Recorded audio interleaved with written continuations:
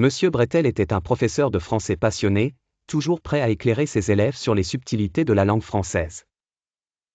Ce jeudi matin, il entreprit de leur enseigner l'art des propositions subordonnées de conditions, un sujet en apparence simple mais qui demandait un certain art pour être maîtrisé. Il commença par expliquer que la subordonnée de conditions est une proposition qui exprime une condition nécessaire pour que l'action de la proposition principale se réalise. Une notion essentielle qui fait appel à des conjonctions telles que « si », à condition que, et, pourvu que, parmi d'autres. Pour illustrer ses propos et captiver l'attention de ses élèves, M. Bretel inventa une petite scène où un étudiant, Paul, devait choisir entre se rendre à un concert ou réviser pour un examen important le lendemain. « Si tu révises bien ce soir, tu réussiras ton examen demain », proposa-t-il.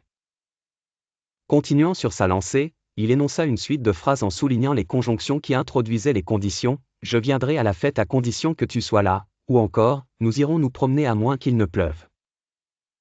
Chaque exemple était illustré d'une situation imaginaire, souvent amusante. Puis vinrent les exercices.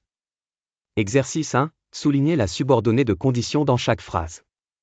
Si tu m'aides, nous finirons plus vite. Je t'appellerai à condition que tu sois disponible.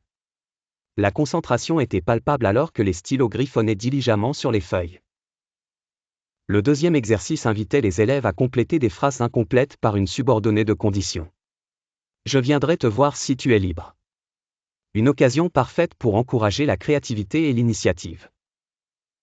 Enfin, le troisième exercice proposait de transformer des phrases simples en phrases avec subordonnée de condition. Un vrai défi qui suscitait une réflexion plus profonde. En fin de cours, M. Bretel était satisfait. Ses élèves quittaient la salle avec la certitude d'avoir compris quelque chose de fondamental grâce à des exemples simples mais efficaces. Bonne pratique, conclut-il, conscient que l'apprentissage continuait bien au-delà des murs de la classe.